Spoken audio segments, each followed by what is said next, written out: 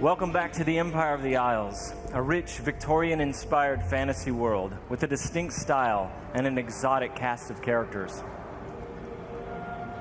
For Dishonored 2, we wanted to explore a new location, Karnaca, the Jewel of the South. Our approach to world creation is very layered. Our art and design teams work together to create a strong sense of place with a well-realized culture.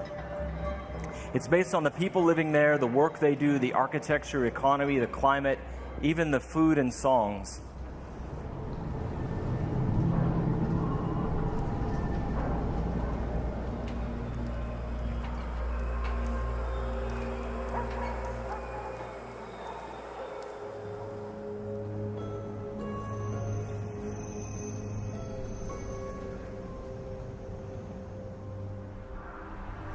In order to bring Karnaca to life, we've created a custom game engine designed to support our signature art direction and level design.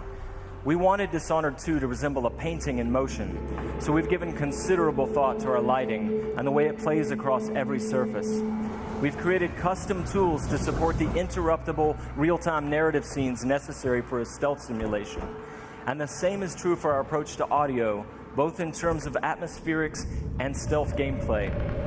All of these details make Karnaca more vivid thanks to our new technology, which we call the Void Engine.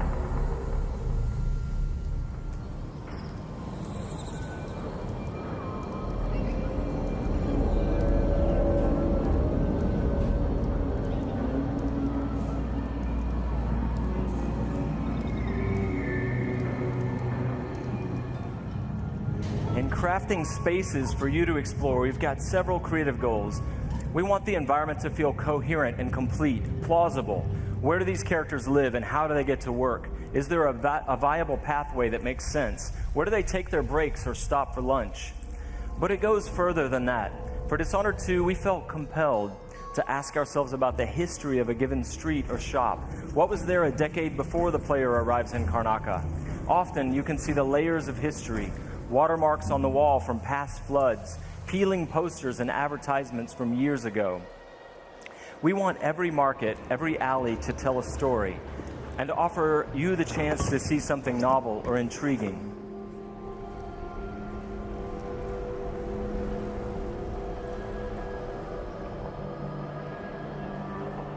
Dishonored 2 starts and ends in Dunwall, but most of the action takes place here in Karnaca.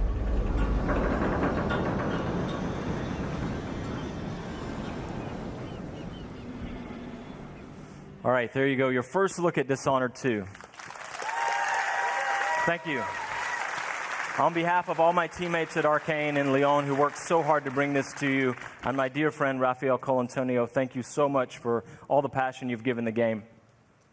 In the first Dishonored game, you played Corvo Attano, falsely accused of killing the Empress, the woman he loved and was sworn to protect. And you were blamed for the abduction of their daughter, Emily Caldwin.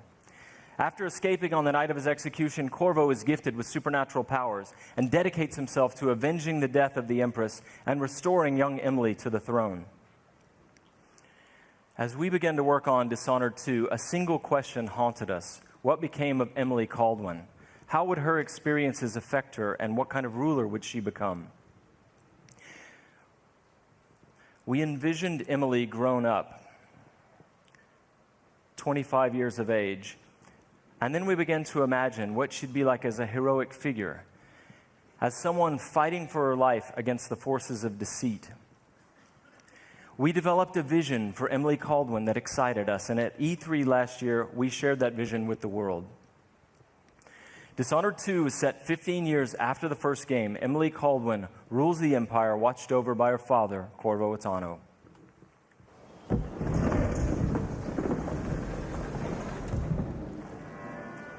All hail Her Imperial Majesty, Emily Caldwin. Loyal subjects, we're going through a difficult time, but today we honor my mother, the late Jessamine Caldwin. May her memory survive through the ages. Emily. You look tired, Father. Every year, I think the anniversary of Jessamine's death will be easier, but it never is. I wish Mother was still the Empress. I don't think I'm very good at this. You're still learning. Don't worry about the rabble-rousers, and we'll catch the crown killer, eventually. People are saying it's you, but these assassinations are a misguided effort to protect me. No. Someone's trying to make us look guilty by targeting your enemies. I wish I could just run away from all this. Sometimes you do. You think I don't know about your nights out on the rooftops? Courage. The ceremony will be over soon. Royal Protector and Father. I should have passed a law against that combination of titles years ago.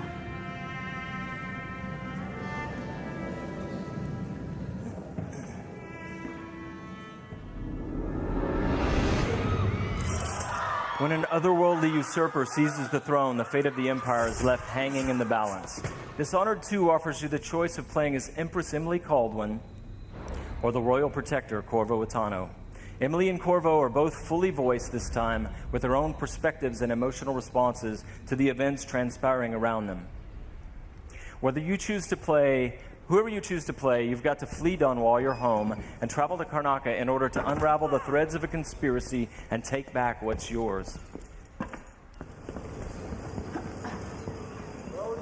got to get away. I should talk to the captain of that ship.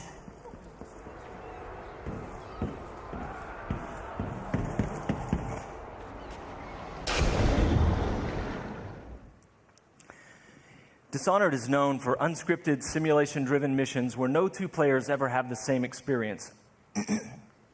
There are many pathways to explore as you penetrate well-defended locations, numerous ways to find and eliminate nefarious targets. In crafting the missions for Dishonored 2, we've put a much greater emphasis on big, interesting themes, either from a gameplay or fictional standpoint, making each mission a wildly unique place to explore. I'll explain a little bit more about that. Today we're going to show you the Dust District, an industrial ruin ravaged by terrible storms that hit at random intervals. In the Dust District, a militant religious faction called the Overseers is at war with the Howler Gang. The leaders of both factions are trying to take each other down. You can side with the Overseers or the Howlers or neither. There are many ways to complete the mission. She'll tell you more. I'll wait here in the skiff and take you back to the dreadful whale after you finish.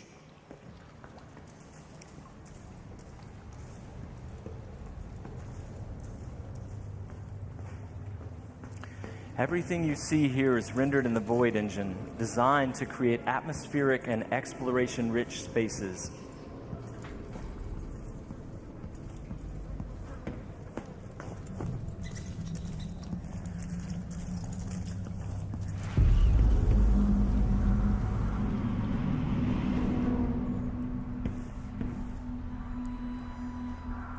To reach our target, Vice Overseer Byrne, we've got to get past a Grand Guard checkpoint sealed off by a wall of light. A cruel security device reinstated by the Duke of Serkonos. Orders from the Duke. We're losing too many people. Good soldiers blinded by that hallucinogenic powder the Howlers use, then stabbed to death or dragged down by the Abbey's hounds. One young lieutenant got hit by an Overseer grenade. That was it. Who's one of the Duke's secret cousins? Shit. Let's hope they do enough damage to each other so the fight goes out of them. That won't happen until someone manages to kill either Paulo or Vice Overseer. We've made much greater use of vertical space for Dishonored 2, encouraging players to explore the rooftops above the streets. Dust out of my ears.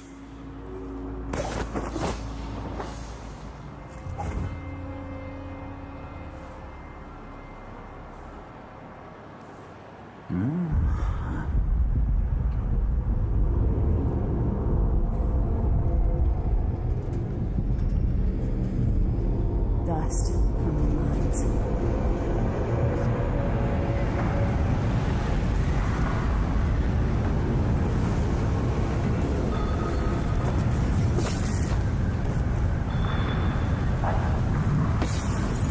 The storm alters visibility for the AI and for the player.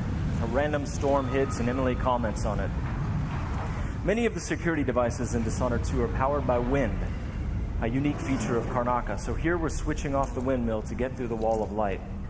There'll be a lot going on in this next fight. Drop attack, guards climbing and vaulting, combat choke, and Emily using far reach to pull an explosive whale oil tank toward her from a distance.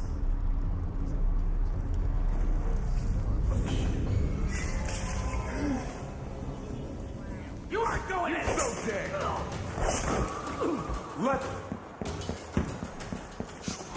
Get the rope for you. Hey, you! Come here!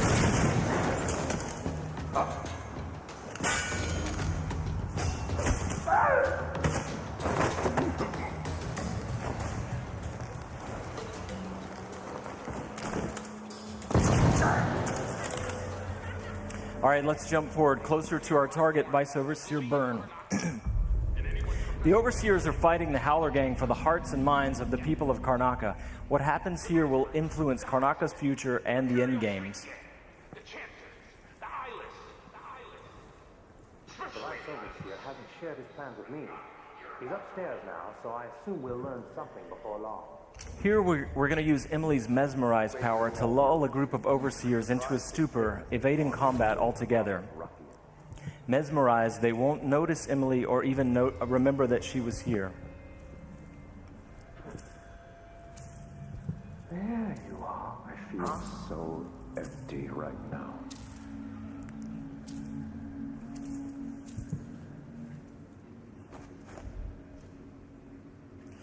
Far Reach can be upgraded not only to pull objects from a distance, but also enemies, so you can finish them off in midair.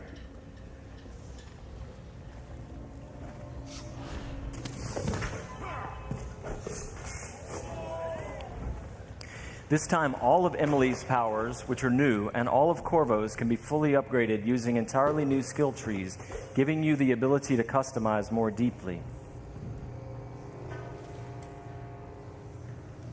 If you're new to the Dishonored series, it's all about options and exploration, playing at your own pace.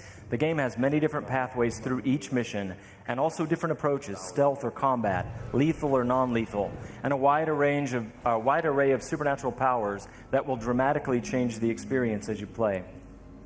We're very close to Vice Overseer Byrne's office now.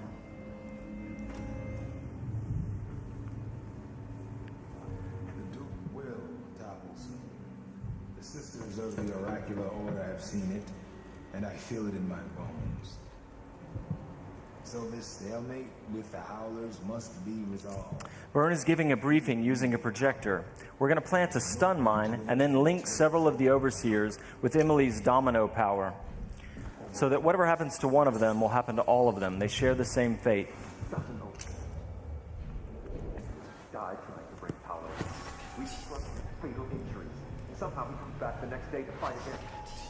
Whatever witchcraft we had. Switching off the projector will attract Vice Overseer Byrne's attention, and when the mine affects one Overseer, it will affect all of them.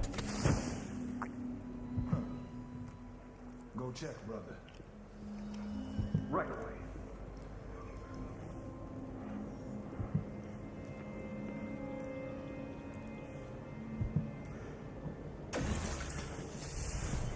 There are many creative ways to use Domino. Now we're going to show you Shadow Walk, another key power for Emily.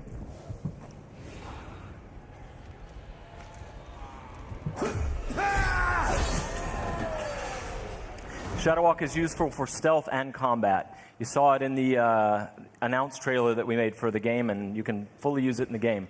Like all the powers, it can be upgraded in a variety of ways. With Vice Overseer Byrne out of the picture, the leader of the Howlers will owe Emily a favor, and that's just one way to complete the Dust District mission. Before closing today, we want to demonstrate another signature environment from a mission called A Crack in the Slab. It's another example of the missions in Dishonored 2 and how they're built around big, interesting themes. This mission takes place in a ruined manor that's been sealed for several years. At the start, the outsider appears and explains that reality was warped inside this place after an occult event. Your supernatural powers won't work inside the manor, and even time behaves strangely, allowing you to travel back and forth between the ruined present and the past when the manor was lavish and refined.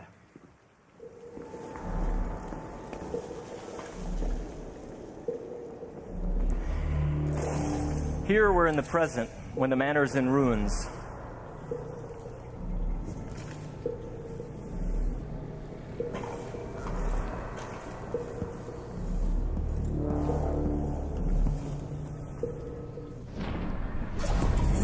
Now we've moved backwards, years into the past, when the manor was still inhabited and guarded.